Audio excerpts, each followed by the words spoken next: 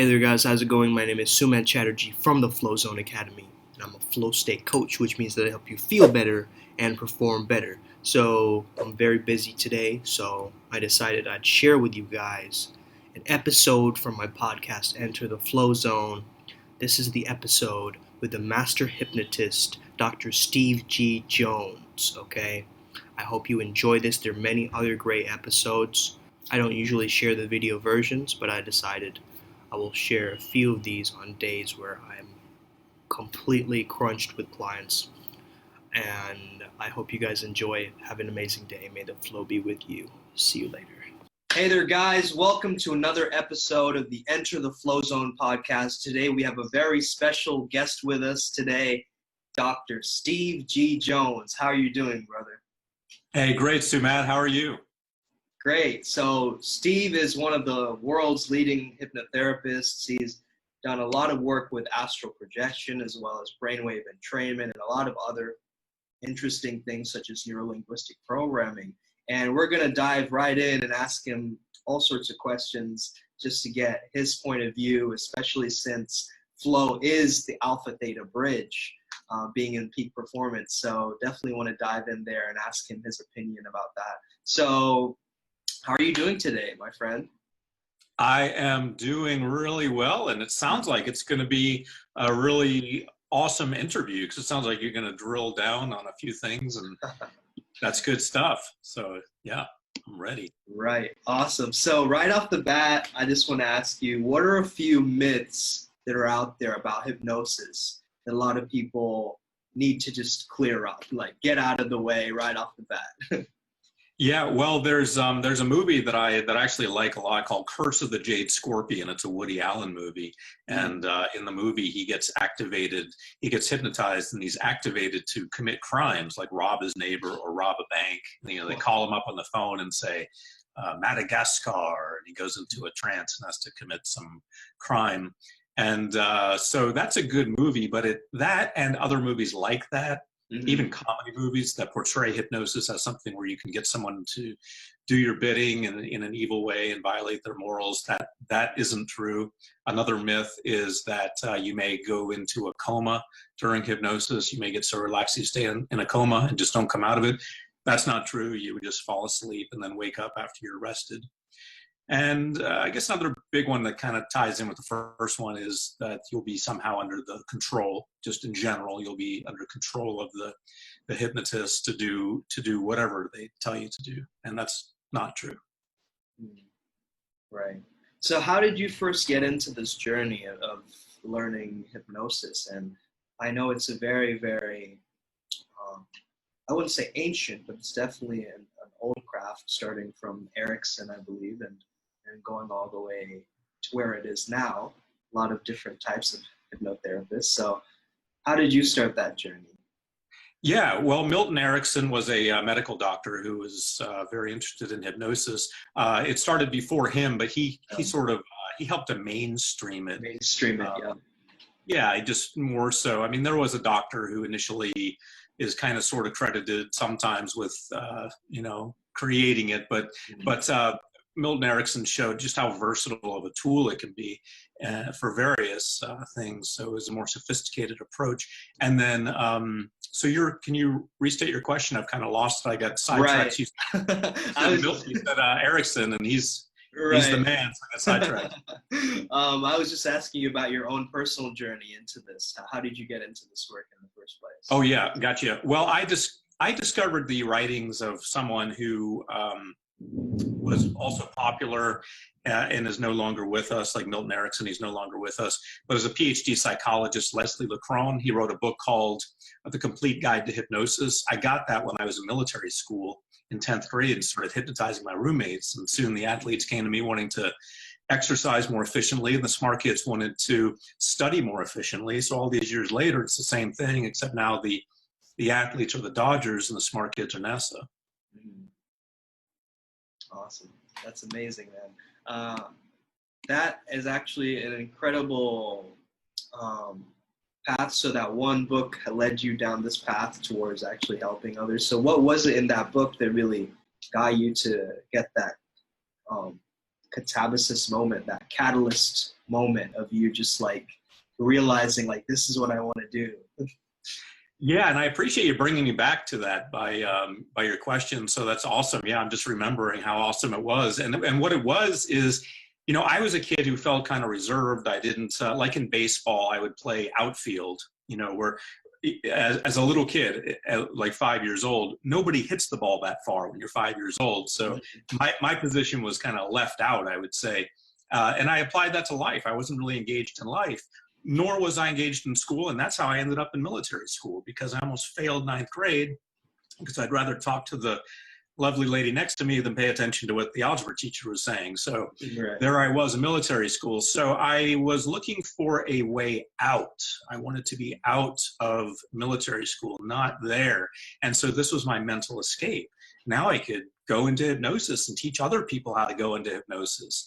And so it was my escape from what seemed to be prison to me, and my mind wanted to be free, and I found the freedom in more ways than I could have possibly imagined at that time. That's awesome. So I do know that, wow, there's some like lightning happening outside of me. That's great. So Sparks are flying. Yeah. So maybe it's just my brain, you know, manifesting. Yeah. Look out. Be careful what you touch. You know, you better warn your friends. Yeah. So definitely I've done a lot of research into brainwave entrainment, and I've found that it really helps out my clients. I wrote my thesis on it, on how it can be introduced as a positive psychology intervention.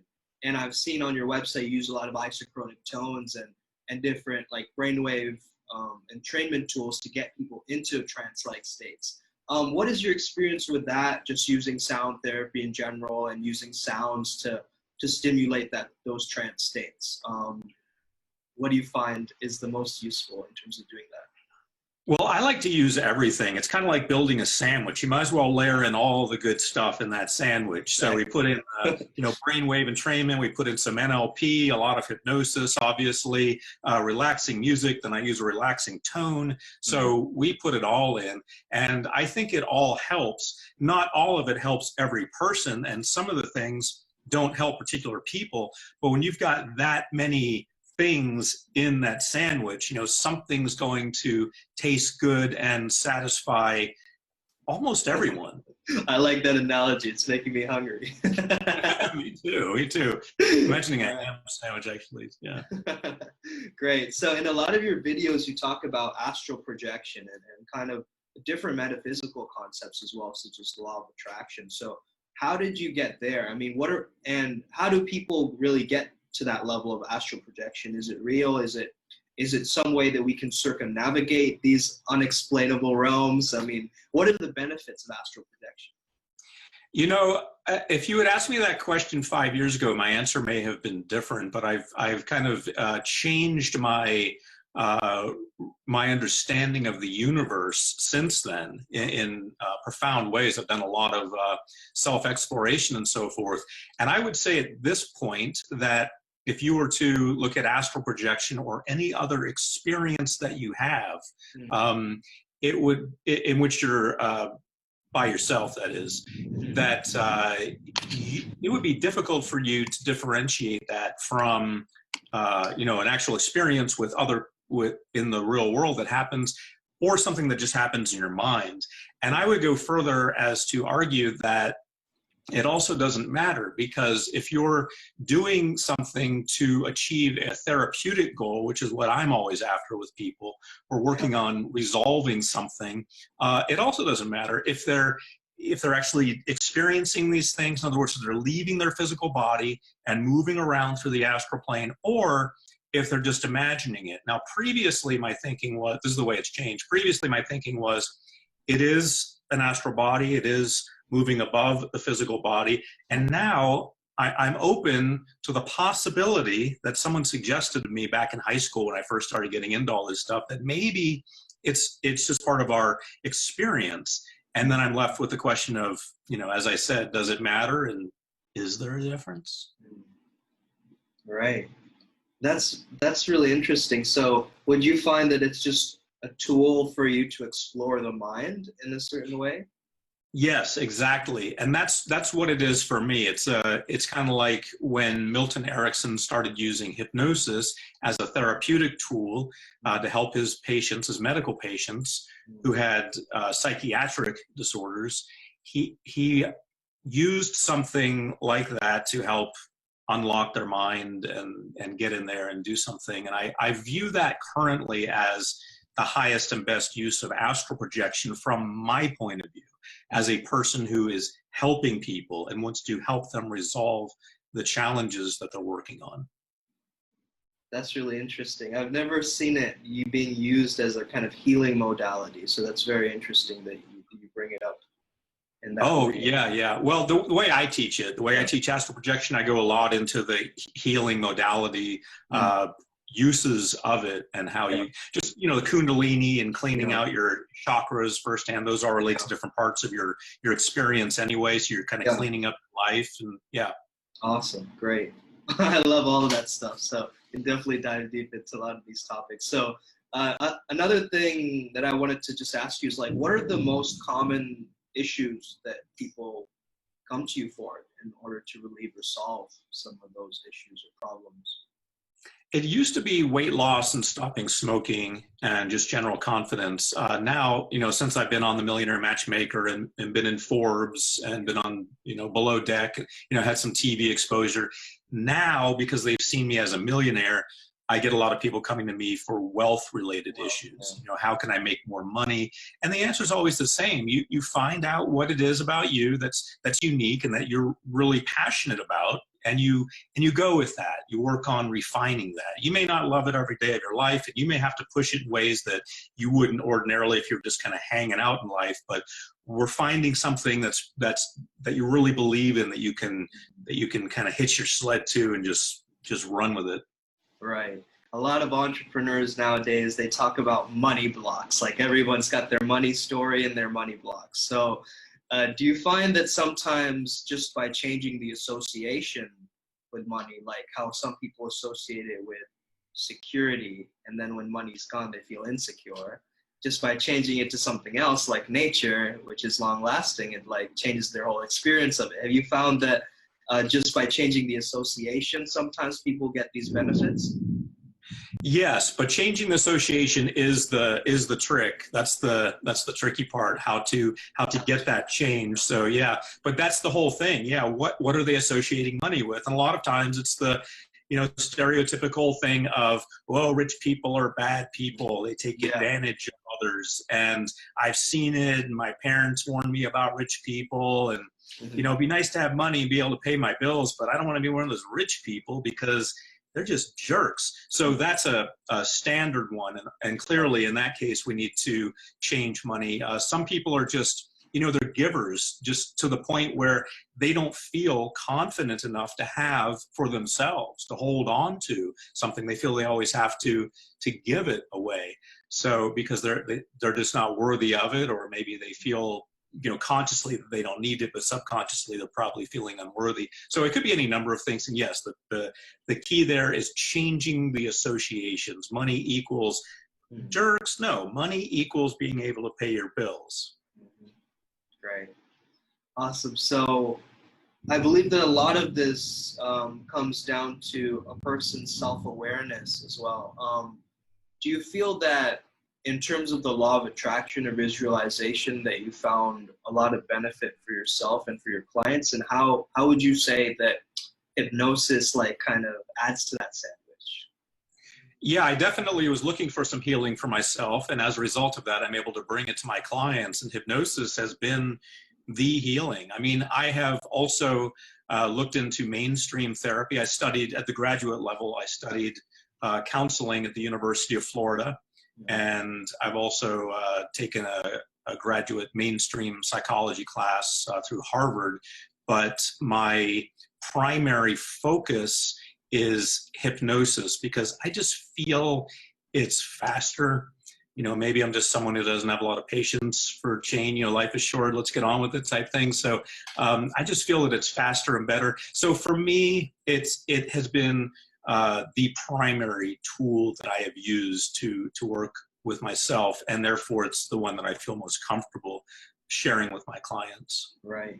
That's great that you have that kind of maximizer kind of idea of it, because I do believe that like the tools that are the most effective tools, why not just use those? It just makes sense.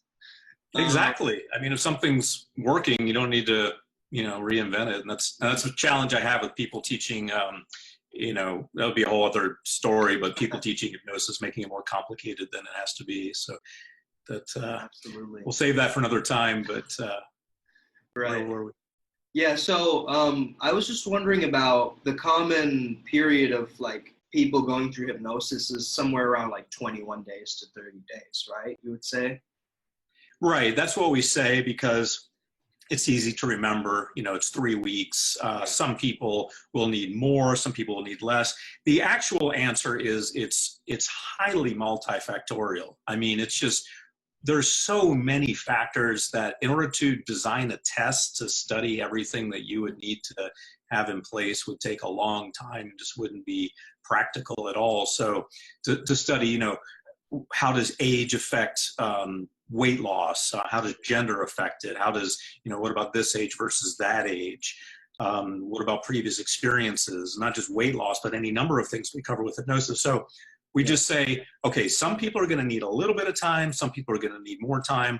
But if we set it really far, if we say 21 nights, that should cover everyone. Kind of like that sandwich where we're putting everything in there that's going to help. We should have everyone covered in 21 days, just like we do by stacking a lot of powerful information in there. I see. Great. So if you had to give yourself some advice, like let's say even before military school, maybe late teenager, what would you say, what advice would you give to yourself, or what kind of message in a bottle would you want to, I guess, give yourself if you could time travel back to that time? Give yourself some advice. It's easy to say, oh, I could have done this, that, this, but, it's like the movie The Butterfly Effect. You change one thing, it could drastically change another thing. So I don't really want to mess with anything. Right. But philosophically, I wouldn't say do anything differently. I would say, because things turn out pretty good. I'm okay with that. But I would say that I should be more. I'd like to value science more at an early age and the scientific method, because I kind of dismissed that when I early on dismissed a lot of mainstream psychology as not as helpful as hypnotherapy. But I realized there is a lot there and the data does support it. So that's a maybe geeky thing to say as my answer, but if I could be more into the scientific data of psychology earlier on, I would think that would be a tremendous plus. Great. That's a great answer. I haven't heard that one before, actually. You'll probably not hear that one again. Yeah. So, interestingly, I've seen that on one of your videos, you're talking about virtual reality hypnosis, and now at such a fast-moving pace of technology, there's going to be so many new applications and different technological advancements. So how would you say that virtual reality is adding an edge to hypnosis in a sense? Well, virtual reality did kind of have a, if you look at it in Google Trends, for example, you do see that it peaked and then it dropped back down. Yeah. So we got involved in it when it was going up and the peak, and then since then it's dropped down. So it hasn't been, virtual reality's got a long history of, like decades of, first there was this, you had to have a huge computer to generate this type of thing, and it was only for therapeutic. Just on your phone, right? Yeah. Then your phone, is that the one where you put the phone in it and flip it back? Yeah. Then you have the like the Oculus Go, which is the first freestanding. Then the Oculus Quest, which is an upgrade of the Oculus Go, which is also freestanding. Then the Rift, which is still tied to computers, but it has more better graphic capability. But with all of that, we still haven't seen a jump from people preferring audios to people preferring virtual reality.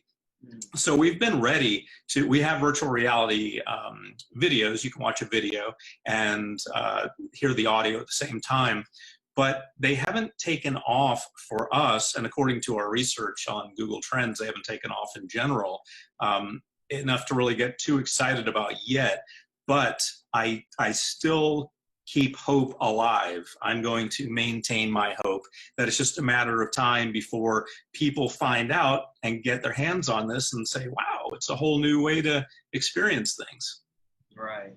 Absolutely. And I've been trying to figure out different ways to engineer the flow state through virtual reality as well.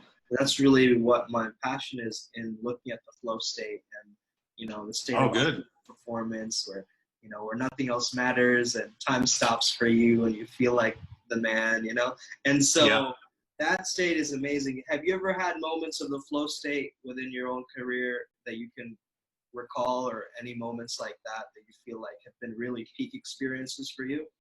Yeah, I get them regularly when I record. Like when I do an audio or video program, usually we do long programs sometimes. So sometimes it's 5 or 10 hours of audio or video. Sometimes it's 30 hours, you know, as long as that. And usually somewhere along the way, I guess I need to cast a wide enough net so I can catch the pearl in the oyster. But somewhere along the way, I say something just spontaneously that's so profound, or at least I think so. And it's then that I realize that I'm in that zone that you were talking about where time stands still.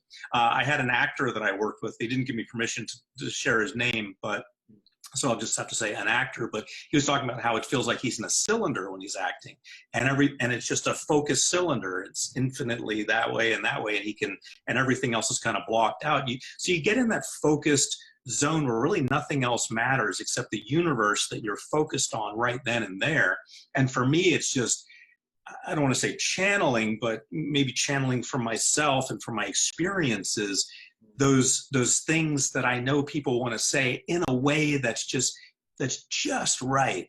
And so it takes hours of me doing this to get those little nuggets in there, those little pearls in the oyster. But yeah, that's when they come to me, when I'm teaching and sharing. That's when I enter that flow state. When you're teaching and you're sharing, you said. That's great. Yes, teaching and sharing. Yes, exactly. Right. So would you say that when you're in a state of trance, that it's kind of similar to the flow state in a sense? Oh, yeah. How would you differentiate that from being in complete trance state? Well, I haven't measured it, but I would imagine that there's tremendous overlap. I mean, I would imagine there are some states you can be in the flow state that are exactly the same as hypnosis. And just to be clear, the way I define hypnosis is anything below beta. Beta is full awakening consciousness, where we are right now. Yep. Alpha is when we slow down, like read a book or ride a bike or something. And then there's theta and delta, which are also deeper states, deeper hypnotic states. But anything alpha or lower is hypnosis. Oh, okay. Yeah, that's how I define it. Now that may be, I don't know if you use the same definition or do you use a different one? I mean, I love looking at the brainwaves in that sense. So I do like that definition that you just gave. I think that really makes sense. Okay, great. So I would say then that when you're in the flow state, you can be in one of those levels. I mean, like I said, I haven't measured them on myself, so I don't know which one I'm in.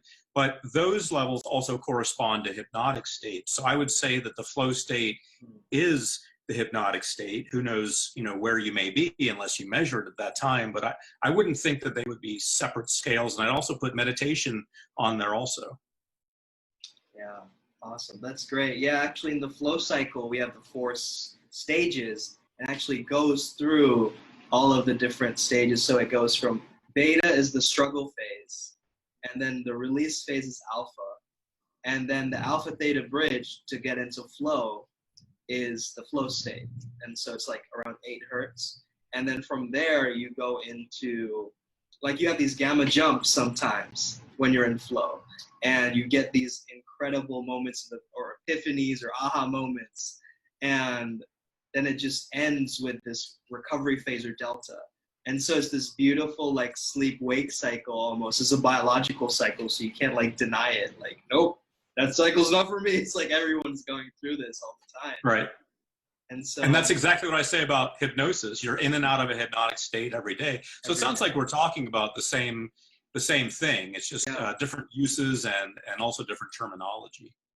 That's awesome. I knew you'd be a great guest for this podcast. I had a feeling because I knew that there was some kind of an overlap between these two states, and I really felt that.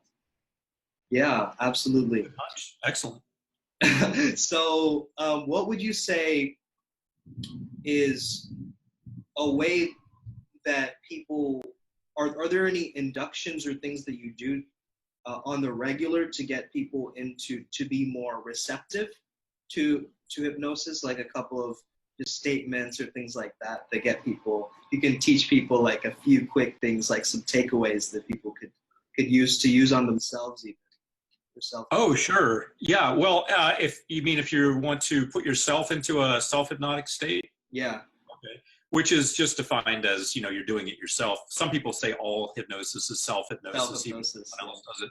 But yeah, hypnosis audios are the easiest because then it's an external voice, and it's going to continue even if you fall asleep, because you can drift into sleep, which is still fine. You can still receive messages, but you're not going to be continuing on with the words. So if you wanted to use a few introductory words just to induce a state of hypnosis, as you said, just things like, I'm very relaxed now, I'm very peaceful, I'm focused on my own voice if you're talking out loud.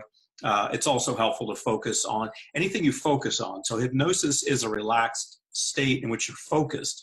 So focusing on a spot on the wall, anything that you can focus on in the room that you're in. Sometimes it helps with some people if you're looking up.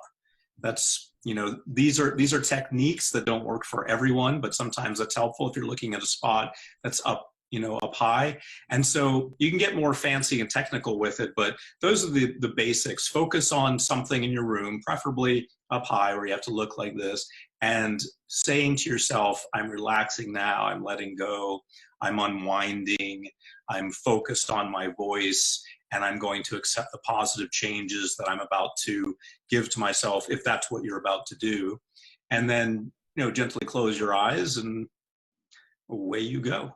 Away you go. Awesome. So would you say that it's important to give yourself an intention before you begin?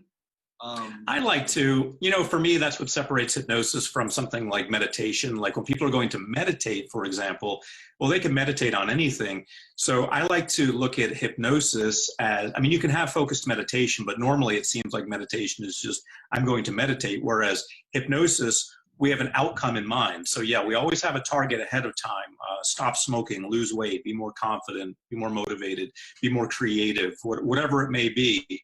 We have that in mind ahead of time, and then we're using positive suggestions once we're in that hypnotic state. When I said, away we go, that's when you can start, you can intensify the state a little bit if you want, but it's not necessary. You can just start giving yourself positive suggestions. Awesome. So is there anything that the subconscious mind generally likes to absorb more, or are there certain things that to do with the voice or to do with the I guess ambience of the sound or anything like that that the subconscious mind likes more than the rest, or is it generally like?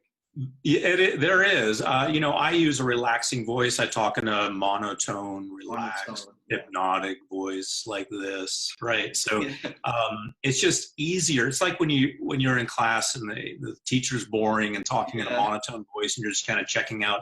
That's what I'm going for. I'm going for, during hypnosis, I'm going for just, you can check out, I'll be the pilot and I'll fly this thing. And I achieve that like with a sandwich with many different things: monotone, relaxing voice, suggesting words, like I mentioned earlier, suggestive words, music, whatever kind of tones we may put in there in that particular recording. So yeah, all of that's designed for that.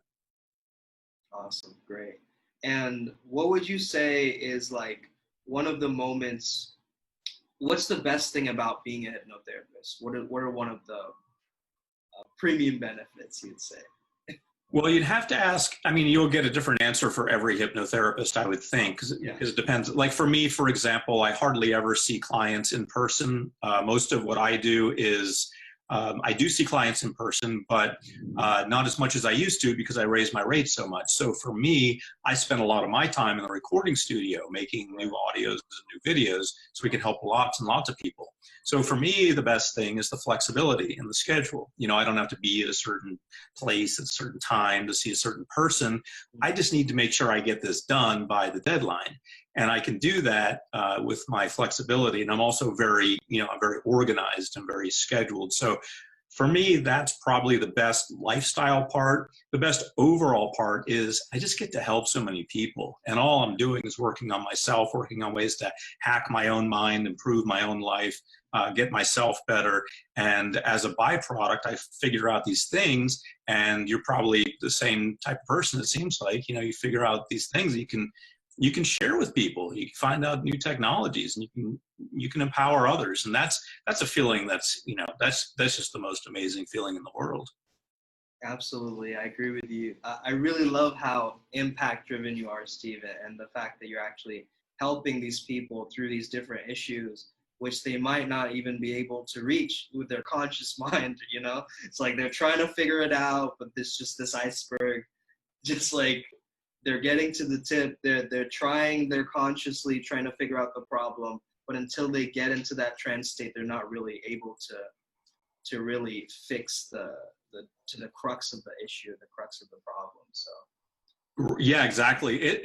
And there are different ways to do it. You can do it through mainstream therapy. It just takes longer. There are a lot of different things you can use besides hypnosis, but I like hypnosis because when you're in it, it's kind of like you can finally see the puzzle. Before it was difficult to see because the subconscious mind is suppressed, and that's because it doesn't have to be front and center. It's supposed to run in the background. But when it's running programs that are outdated, not very helpful, you've got to bring those out. You've got to shine some light on them and say, here's what's going on. This thing's causing that. Why don't we just get rid of it? And that's the value that I feel hypnosis has, is to be able to finally see, like you said, the iceberg. You can see the part of it that's the main part of it, which is the subconscious mind below it, that big chunk that's below the water that you never see. That's the part hypnosis shines a light on and says, when you see that, well, let's go ahead and fix that. Absolutely. How important would you say a person's belief is according to Be Hypnotized? Oh, you mean believing in hypnosis for it to work or not? Yeah. That's debatable. It's really when I talked about the guy who wrote that book, Leslie Lecron, he was a PhD psychologist, and he did some work with Stanford back in the day. By the day, I mean even before my day, in the late 50s, early 60s. And they were looking at, what causes someone to be suggestible. I wrote a blog about this also. What goes into that? And then Harvard jumped in, and they funded some research too, and they all came up with a scale of what they call hypnotic susceptibility. So there are a few things on that scale. You can take it yourself. You can assess yourself. I made a quiz version of it, but you can take it yourself and you can get a hold of it, and you can, figure out how suggestible or susceptible, as they say, you are. Nowhere on that test does it ask anything about, how much do you believe in hypnosis? However, it's kind of implied in the test because you're asked to see things that aren't there.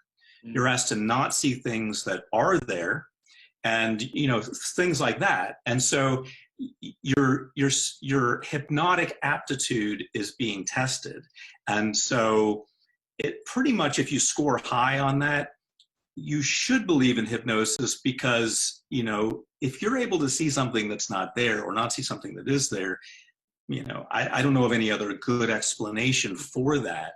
So that's where I stand with that answer. Great. So I wanted to also ask you about how you're basically relating the actual physical work with the metaphysical work. And so what would you find is very, very beneficial about people, starting to open up their chakras, for instance, or, do this Eastern work as well as the Western? Just like, what is the benefit of the overlap of this globalization that's happening? Well, these Eastern ideas like chakras and kundalini being the serpent force, the energy that resides at the base of the chakras at your, your pelvic bone, and then rises up through them, comes out the top of your head. It's the energy flow. And if there's any stoppage in the energy, as we talked about earlier, at the chakra levels, then you need to work on that so you can free that up. So it's, in my opinion, chakras, the system of chakras is an ancient system of figuring out, how someone's health is, what's going on with them. So if you have, and we do see modern day backing of this, not finding the chakras, but finding that for example, someone who teaches you to heal yourself with focusing on your chakras would say if you have a pain in your throat, it's because you're not communicating something. Maybe you're not speaking your truth. Maybe there's something that you want to say, but it's kind of choked up in there, and so you don't say it, and so you have a pain in your throat. And then the way to relieve that would be to send energy to that throat chakra and clear it up. Well, that actually works. And that actually does not violate anything in Western medicine, because if you have a pain in your throat and it's caused by something that we call a psychosomatic cause, something that's in your mind, but it's affecting your body, psycho, mind, somatic, body, soma, the body, then, that's the way to get out of it. In modern Western medicine, the way to get out of it is to acknowledge that that's where it came from you holding on to those thoughts, release those thoughts, and release that anxiety and release that pain. So we see it's just an ancient system that does the same thing as we do today. I'm not a psychiatrist or a psychologist, but we do see that a lot of what modern psychology and psychiatry does today in terms of psychosomatic illness curing or helping or fixing, whatever you want to call it, healing, that it's very similar, if not identical in some cases, to what a chakra meditation practitioner would do. Yeah, that's very interesting. So in your own journey, have you come across any very interesting individuals? And if so, you just name a couple of those individuals that just, change your life or change the course of your life or your path in some way. It could be mentors, a friend. Oh, yeah, definitely. Well, my good friend Frank Mangano, we've been business partners for about 15 years now. That was great. I would mention our other business partner, but he doesn't even like to be mentioned. He's more of a behind-the-scenes guy, but he's a good guy too. So, yeah, Frank has been awesome. There have been so many people. Mark Ling, a guy in New Zealand who's just an awesome person. He's become an awesome friend and business partner. Dr. Joe Vitale from the movie The Secret, just tremendous, just a powerful, inspirational person. I'll be seeing him in a couple of weeks in New York for our annual meeting.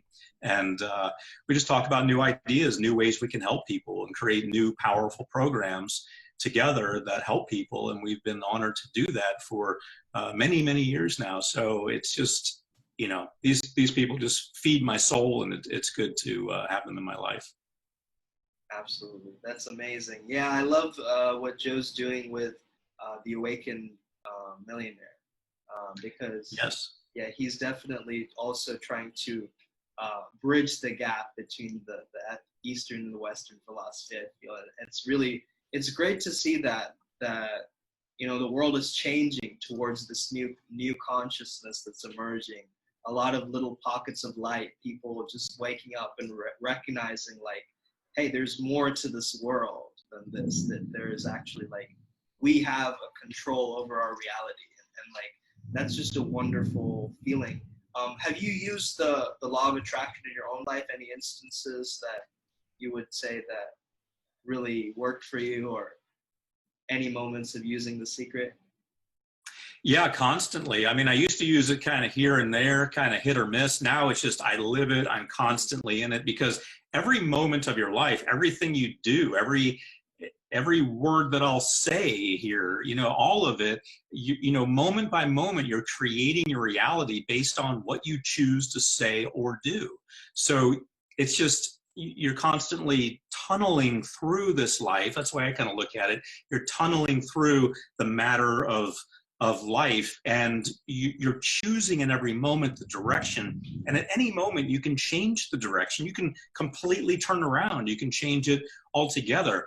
But the idea is, with the law of attraction, that as you then focus on a different direction, you then meet different people, and you then have different experiences than you would have had just a little bit over here. So it's just a matter of that. And that's a constant thing. You know, you're constantly, as they say, not just talking the talk, but walking the talk. So that's walking the talk. Walking the talk is manifesting in each moment and taking responsibility for each moment of everything you say and everything you do. It doesn't mean you're going to be perfect. Doesn't mean you have to be nervous about it. You're going to be human. We all mess up. But just realizing that, you know, you did that. You had the power in that moment, and you chose to get where you are. So that can work for you or against you. I recommend having it work for you and consciously creating something you want in every moment. Amazing. That was very inspiring, Steve. Thank you so much for sharing. I do want to leave it with one quote or something that's very, you know, one final key word for the listeners that you just want to leave them with something to ponder over, maybe a question, a quote, something like that. Anything? Sure. Well, yeah, Sumad, one of the things that really comes to mind is there's a song by the musical group America, and it's about the Wizard of Oz, and it says Oz never did give nothing to the Tin Man that he didn't already have. And what I take away from that song is it's talking about the Wizard of Oz giving the Tin Man a representation of something that he already had inside. So that's the way I look at hypnosis. We're just reminding you, when I hypnotize someone, when someone listens to one of my hypnosis audios or what have you, uses hypnosis, it's just a reminder of how powerful you already are, how amazing and beautiful and awesome and wonderful and capable you already are. It's just a reminder. Right, it's giving you like the permission slip to be that awesome person.